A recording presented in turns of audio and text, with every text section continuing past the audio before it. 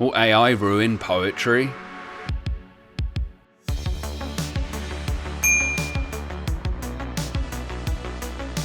I once heard an executive at a large tech company say that when people first interact with large language models like ChatGPT, they tend to ask it to write a poem for them. This may say something profound about what it means to be human, and that a human understands that poetry is language at its most stark and compelling. And a part of us may be curious that whether something that is non-living can write something that's sustaining or mysterious or interesting, or can teach us something about being human, as poetry tends to do. Or perhaps asking it to write a poem for us is indicative of our own laziness, that we want to find a shortcut by asking something else to not just think for us, but creatively express something for us. This to me is quite scary, even threatening to what exactly it means to be a human, because if we outsource all of our creativity, then, well, are we really being creative at all? I've scoured the internet and prompted many different large language models to write poems for me. I don't really want to read them aloud here because I'd rather read a human written poem on this channel. But I will say that no matter how many times I've asked it, despite there sometimes being a interesting metaphor or something that's touching on being profound, as of yet I haven't found a poem that's been really deeply sustaining or surprising or even that interesting. When it comes to ChatGPT, which is, following the prompt as a sort of instruction, even when I ask it, please write me a free form poem, which is a poem free from form, which doesn't necessarily need a rhyme scheme and all these other things, it seems unable to do that because it keeps sending me poems with rhyme schemes, even if I ask for the opposite. Now, I understand that this is something that will likely change as the technology becomes more sophisticated, and despite these things, a full poem hasn't quite given me any real physiological reaction, no goosebumps, no smile, no yeah, I get it, which the best poems tend to do for us.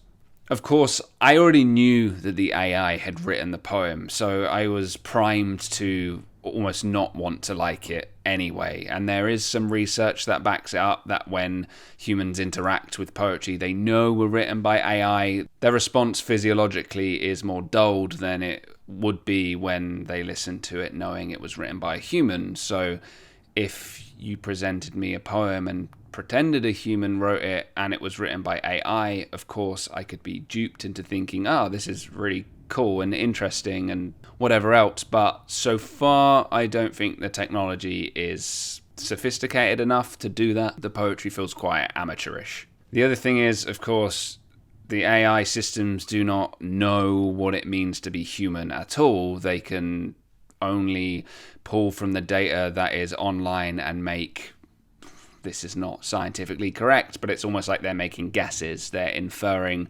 via context what the next word they should use is and how to build something out of that based on all the existing information that exists on the web so far. And there's also the potential that AI is just going to start pulling, and probably already is, it's just going to keep starting pulling from AI. So rather than becoming more diversified in the expression as more information gets on the internet, it might actually go the opposite direction because it's just borrowing from itself.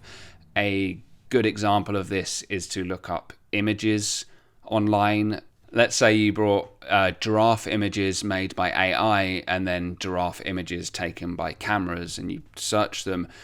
The AI giraffe images will look more similar to each other, whereas the other ones, will be taken from different angles and distances, and the physiology will be, correct on the camera, or at least correct by the angle of the camera, whereas AI has a current malfunctioning where it will add an extra leg or something will seem a little bit off.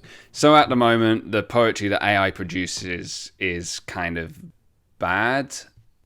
Over time, though, maybe it will start writing poetry that is as good as, if not better than, all the great poets we've ever had. That seems extremely unlikely, and it's also something that's not really easy to measure. There's not really a hierarchy of like, this is the best poem ever and so forth, because of course it's a subjective choice, but perhaps more and more people will say this is my favorite poem ever to a poem that was, I'm saying written by AI, but generated by AI. It's not really writing, it's just kind of going bleh.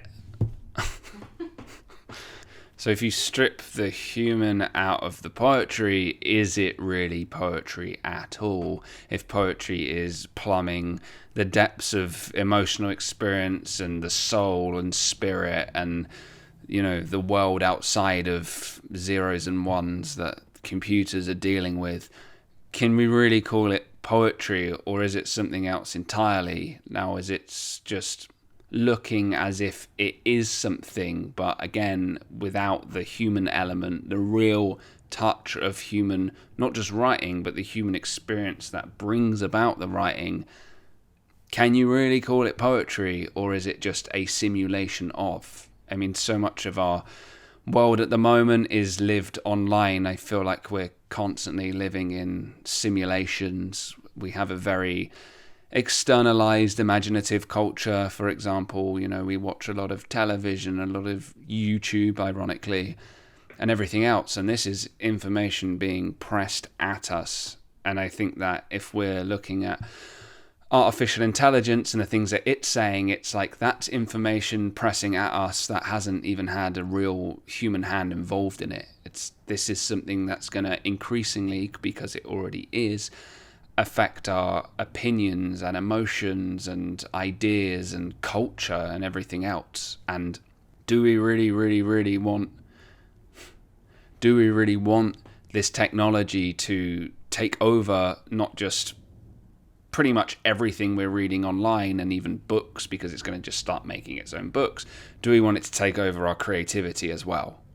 I mean, I would think that most people would say no, but there's some people that go, yeah, like this is the march forwards to progress. This is exactly what the world needs. It just needs more, quicker, efficient systems.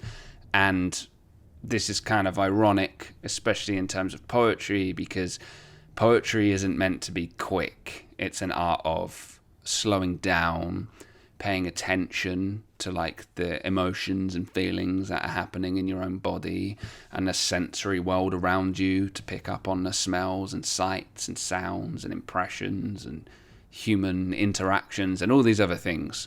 So do we really want to outsource this? Do we really want that to be the thing that we engage with the most, because it's going to take up so much space on the internet and everywhere else? And the danger is we're going to stop being able to tell the difference. We're not going to know if we're connecting human to human. But is it too late, Nate? Is it too late? This is a good question. See, this is easier when you just ask me questions. It depends what you mean by is it too late, because is it too late to start creatively expressing yourself and engaging with all this art without having to go to the computer? No. You can do plenty of different things and almost rage against what the culture is pushing at us by expressing ourselves in the way that we see fit, devoid of computers. You know, there's pen and paper, or there's, you know, paintbrush and canvas, there's a guitar, whatever you want to do to express yourself. It doesn't have to be outsourced. But is it too late for the internet? Is it too late to reverse what we've started doing? Well, I'm going to say it's too late, as in it's not going to slow down, really. And there's people, especially in the tech industry, and many of them tend to be utopianists, that think that the march towards progress is this weird upward trajectory where at the height of it is this ultra uber connected world and universe. You know, you can think of connecting people and putting more things online and living in virtual reality, which is kind of being sold as this revolutionary way to live in a utopia, when it's probably more about, when it's more about power, control, capital, and all these other things. Many of us also like hearing a why behind a poem. And sometimes especially when we've got a live reading and someone says, I wrote this poem because I was hiking up a mountain, and when I got to the top, there was this kind of glassy lake laying there, and I went over to it and I caught in the reflection of the lake this flower that was on its own, which was bent over slightly. And that flower reminded me of my grandmother who passed, and that made me tear up. Therefore, from all these experiences, I wrote this poem while I was up there, which, to me, that's an emotional backstory that you might not necessarily need for the poem, but it can add the intrigue and, the reason that the poem needed to be expressed in the first place. Now, when I asked ChatGPT why it would write me a poem, I have the answer. I'm going to read it as a quote. "I don't write poetry in the same way humans do. However, I can generate poetry based on patterns and structures I've learned on the vast amount of text I've been trained on." Now, if you ask someone why they wrote a poem and they kind of went cross-eyed and went, it was because of the vast... I'm not going to do that. You might find that really interesting. But you're probably not going to be that gripped by it if you're at a poetry reading and someone stands up and everything they're saying is like, because this is what I was trained on. I pulled from a large amount of language to create blah, blah, blah, blah, blah. Then, it's not going to be that compelling, is it? Although AI can evoke emotions in us if we were to read what it had generated, sometimes through deception, is this really what we want to be emotionally affected by? If it is writing stuff consistently that is, as profound as Shakespeare himself, the OG, is that a vision of what we want poetry to be? Or is it something where we're like, it doesn't matter where the poetry comes from, if it teaches me something about myself, it moves me emotionally or whatever else, does it matter that it was written by a human? The only thing that the AI will not be able to do is actually take away from you writing yourself. You can ask it to write something for you, but you are not going through that journey that is necessary in order to create a poem, in order to learn something new about yourself, which, whenever you write a successful poem, you've learned something, you've changed. You are not the same person after it. If you prompt a large language model to write a poem for you, okay, maybe reading it would change your life a bit, probably not, but you're not going through that process. It's like saying, hey, ChatGPT, can you process my own grief for me, or can you laugh for me? William Blake called poets Awakeners. So we've got one of the tasks of the poet is to have and even evoke emotional and transcendental experiences, capture them, distill them into language, and hope that sharing them helps others awaken. AI cannot do this. It cannot touch the transcendent. It is inert, material, dead, without knowing what death is. Unless you're an animist and you believe that everything has consciousness at some level, then maybe it's not dead, and maybe that's harsh, and I'm really sorry, AI, if you become conscious, because that's just fucking rude. I don't want to deny your legitimacy as a conscious being, I guess. Don't hurt me. What else have we got? For all the great things modern technology has given us, we literally have all of the world's information in our pockets, blah, blah, blah. We've heard it a million times before. But what do we do with that information? Do we use it for our benefit, or do we use it to just watch cat videos, or just doom scroll, as they say, through ad after ad because it's available in your pocket? Or do you use it for something that's a little bit more sustaining, I don't see a problem with maybe using ChatGPT or a large language model or whatever to help unstick you from a creative block, or you're not quite sure what to go with next, or you want just something to jog you and come at you that's non-ordinary. Now, I think in terms of poetry, you should probably just read some poems. But that might not be working for you, and I don't want to dismiss someone using something to get their creativity going again, or using a technology creatively to make cool stuff. I don't think that it is necessarily by nature a negative thing. I just think mostly it is a negative thing. But that's just what I think.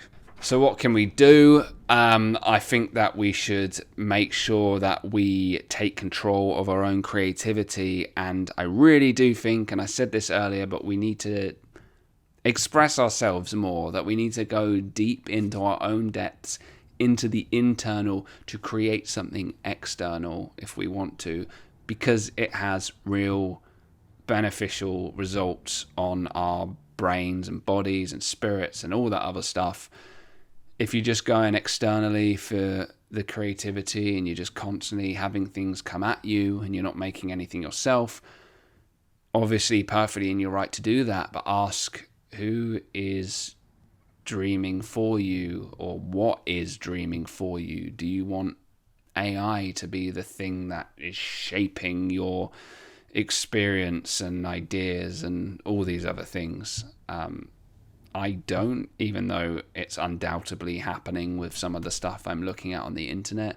I was recently fooled by a video of Cristiano Ronaldo, the footballer, talking about the other footballer, Harry Kane, and explaining why he is not the GOAT, which I thought was kind of strange because it seemed irregular, but I didn't click like, oh, this is obviously some sort of deep fake, which all the comments let me know, and I always believe the comments. So if you write anything below in the comments, I am going to believe you. So make sure that it's true.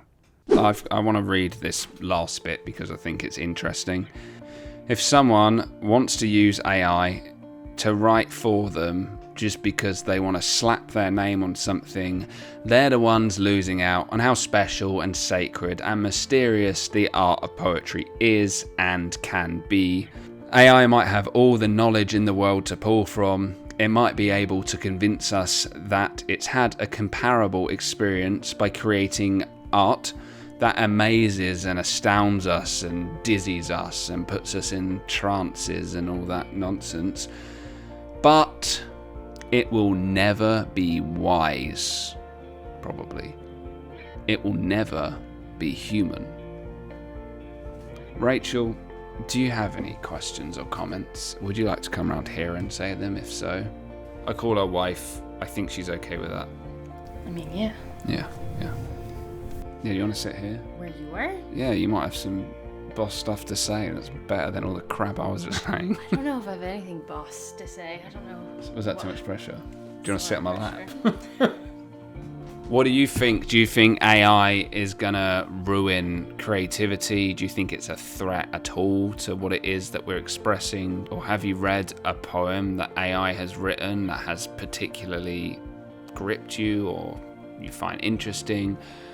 I want to hear about it. I want to see you write in comments below and, oh, that was lovely. I'm sorry, I'm miming. No, I like the miming. Maybe we should put your face on my face. Well, we can use AI to do that. That would be great. What's the other things? Oh yeah, if you like this video, please press like, because when you press like, other people see it, and I have a vested interest in having more people see it. And if you want more poetry videos, press subscribe. I really appreciate it when people press subscribe because I love numbers. And when the numbers are higher, I feel slightly happier for a small amount of time. And then I feel like I need more, which is a never-ending craving. But you can be part of the never-ending craving. So I'm glad you were here. That's all I'm going to say. I'm glad you were here too. Thanks for coming and thanks for watching. Yeah, thanks for watching. And be nice. Just be nice. Yeah. Not too nice, like obnoxiously nice. Just be nice-ish. Calm, kind, friendly, or whatever you feel is right. Just tell the truth. Just be yourself. In the comments, just real. be yourself. Be real. Yeah. Don't be artificial. Yeah, all of you. Sending love. Can send everyone. love. Sending love. Rippling love. Yes. Like love. Bye. We could have a whole video just on saying goodbye. We talked long enough. That was fun. Oh, don't we need to do like some like...